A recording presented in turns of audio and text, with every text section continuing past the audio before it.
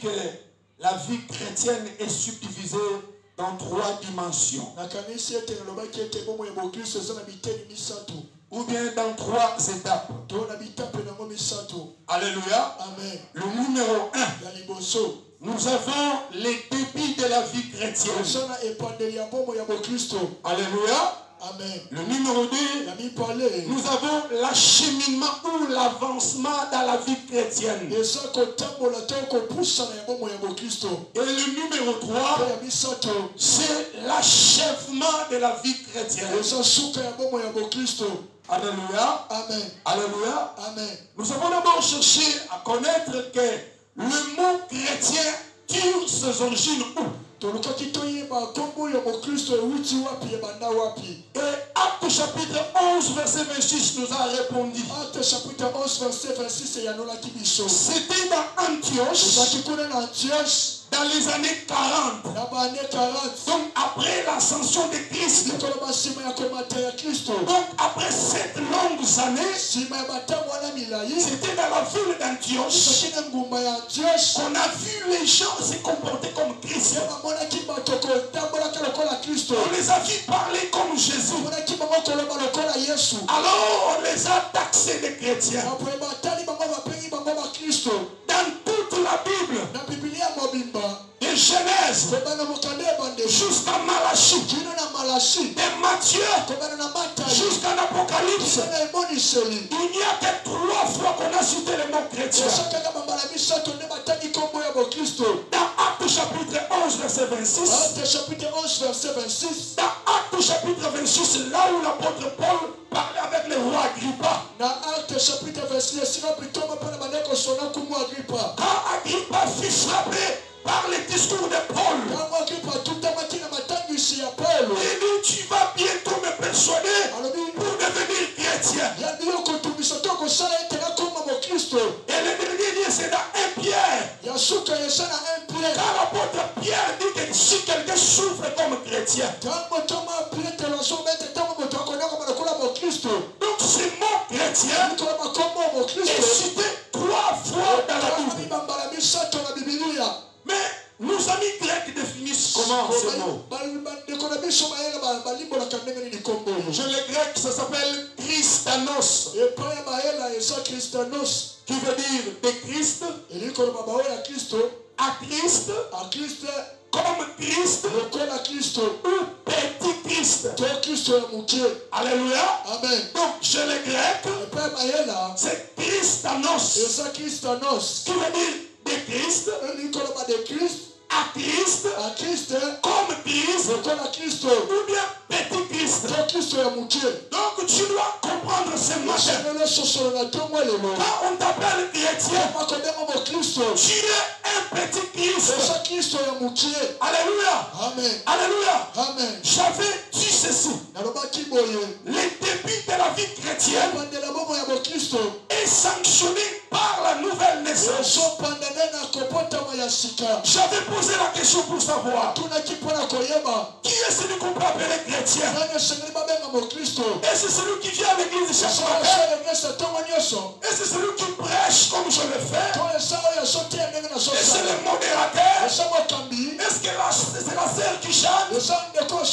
Non, non, non, non. Les chrétiens, comme nous venons de le définir, c'est celui qui est comme Christ. Est-ce que tu peux dire Amen? Amen. Dis-moi Amen. Amen. Dis-moi Amen pour que je monte. Amen. Les chrétiens, c'est celui qui est comme Christ. Or, pour être comme Christ, tu dois naître de Christ. Tu dois voir les jours dans le christianisme. Oh, alléluia. Amen. Quand on vient à l'église, on écoute la parole. Cette parole, elle est une sémence. Et quand cette sémence entre dans ton cœur, comme une terre, elle va produire la nature de Christ. C'est ainsi Jean chapitre 3 verset 3 que nous avons lu le vendredi. Christ disait ceci: si quelqu'un est né d'eau et d'esprit, d'abord il a commencé par dire ceci: si quelqu'un est né de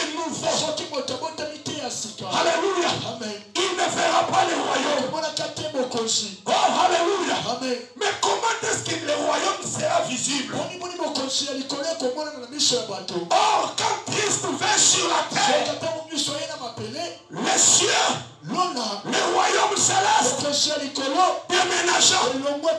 Christ vint sur la terre et tout son royaume était sur la terre. Quand tu es né de Dieu, quand tu es né de nouveau, c'est alors que tu verras le royaume. Est-ce que tu peux dire à haute voix la nouvelle naissance? La nouvelle naissance.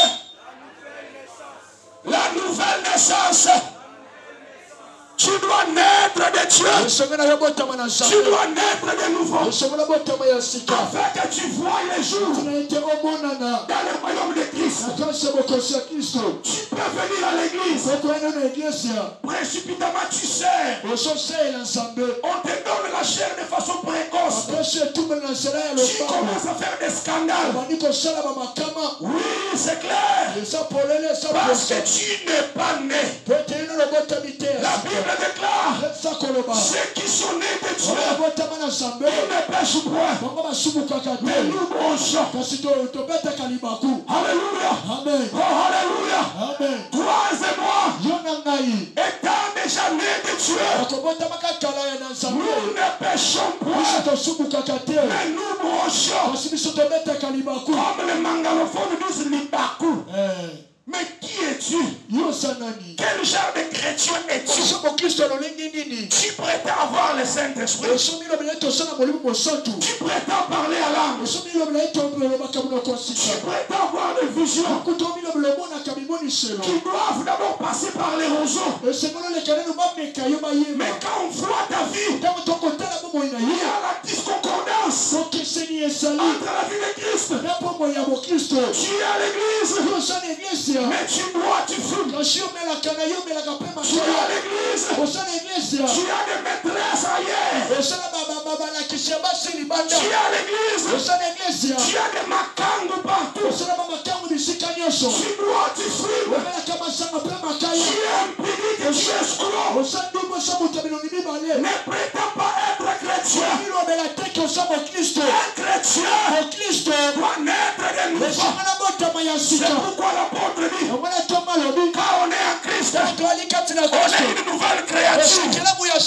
Mais toi là, on voit ton ancien homme. Tu nous parles comme tu parlais avant. Tu critiques comme tout le monde. Tu voles comme tout le monde. Tu mens comme tout le monde. Non, on doit t'aider afin que tu naisses. Alléluia. Amen. Alléluia. Amen. Alléluia. Amen. Ouvrons nos Bibles. 1 Pierre 1, 23. 1 Pierre chapitre 1er verset 23. Caleb court vite. Et bon, il a respecté Ngonga. J'ai beaucoup à dire. Mais bon, il a respecté ça. 1 Pierre chapitre 1er verset 23. Puisque vous avez été régénérés, non par une semence corruptible, mais par une semence incorruptible. Ok. Puisque vous avez été régénérés. Donc, vous êtes nés de nouveau. On ne naît pas de nouveau par les discours. Est-ce que tu me comprends? Amen. On ne naît pas de nouveau par la philosophie, par les choses terre à terre, par les enseignements terrestres. Mais c'est par la sémence incorrectible, la parole de Dieu.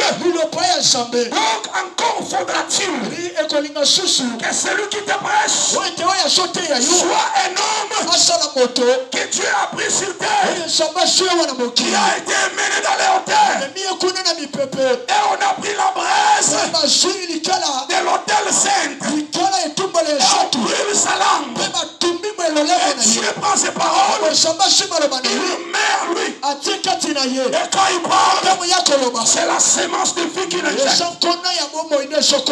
Alléluia. Amen. Alléluia. Amen. Alléluia. Amen. Donc il faut qu'il y ait la prédication. Mais Romains chapitre 10 verset 15. Comment y aura-t-il de prédicateurs s'ils ne sont pas envoyés? Dieu doit commissionner des hommes. Dieu doit envoyer des hommes. Oh frères et sœurs, écoutez-moi. Tout ce que vous voyez dans la ville de Kinshasa, toutes les pseudo-églises ayant l'arrière-plan de business ne sont pas les liens à fréquenter. Mais il y a église et église. Il y a prédicateur et prédicateur. Il y a des milieux. Où du premier au 30, on ne fait que te masser. Tu vas voir ceci. Tu iras ceci. Tu feras ceci. Ce ne sont que les massages. Quand on te masse, tu éprouves des plaisirs. Mais quand le véritable message traverse loin, quand ça vient, ça nous donne la colère. Ça nous énerve. Il faut pousser par l'esprit de Yahweh. Quand tu parles, il fait mention de nos vies cachées. Mais c'est ça le message qui te sauvera. Oh, alléluia. Amen. Vous étiez dans la souffrance, dans l'esclavage, dans les troubles. Et Dieu est allé chercher un homme. Alléluia. Amen. Alléluia. Parce que pour que vous naissiez de nouveau, il faut qu'un homme ayant reçu la sémence de Dieu vienne vous féconder. Exode chapitre 3 verset 7. Exode chapitre 3 verset 7. La Bible déclare ceci. L'ancienne alliance est l'ombre des choses à venir. Amen. Amen. L'histoire du peuple d'Israël en Égypte, c'est la copie conforme de l'histoire de l'Église. Genèse chapitre 46 verset 4 dit, Genèse chapitre 46 verset 4. Moi-même Elohim, je descends avec toi en Égypte. Et moi-même Dieu, je te ferai monter. Donc ça nous prouve à suffisance. Avant que les 70 hommes ne se retrouvent en Égypte, ils étaient dans Canaan. Ils sont partis de Canaan. Et ils sont descendus en Égypte. Pareil avec l'église. Lis la Bible. Exode chapitre 3 verset 7. Exode chapitre 3 verset 7. L'Éternel dit, j'ai vu la souffrance de mon peuple qui est en Égypte, et j'ai entendu les cris que lui font pousser ses oppresseurs, car je connais ses douleurs. 8. Je suis descendu pour les délivrer de la main des Égyptiens et pour les faire monter de ce pays dans un bon et vaste pays. Ah! C'est qui avait dit à Jacob que je descends avec toi. Et moi-même je te ferai remonter. Maintenant il nous confirme. Ok. Il dit ceci à Moïse. J'ai vu la souffrance.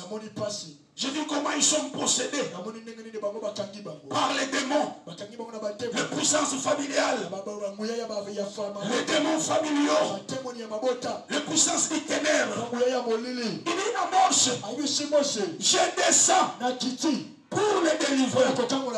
Maintenant je pose la question dans l'ensemble. Dieu était descendu sous quelle forme? Répondez quand même à haute voix. Alléluia. Amen. Alléluia. Amen. Dieu dit je suis descendu. L'aéroport de Dieu pour délivrer Israël. C'était Moshe. C'est pour cela quand il voyait Moïse, il voyait Dieu. Alléluia. Amen. Parce que lui-même Dieu avait dit à Jacob, je te ferai remonter. Or, pour que Dieu entre en action, il a toujours besoin d'un corps. Alléluia. Amen. Tu ne verras pas Dieu dans sa barbe disant, je suis descendu à vos côtés, je viens vous délivrer des démons de vous. Non, tu ne le verras pas. Mais Dieu se fait représenter par des hommes. Il y a des hommes qui voient Dieu. Et Dieu se font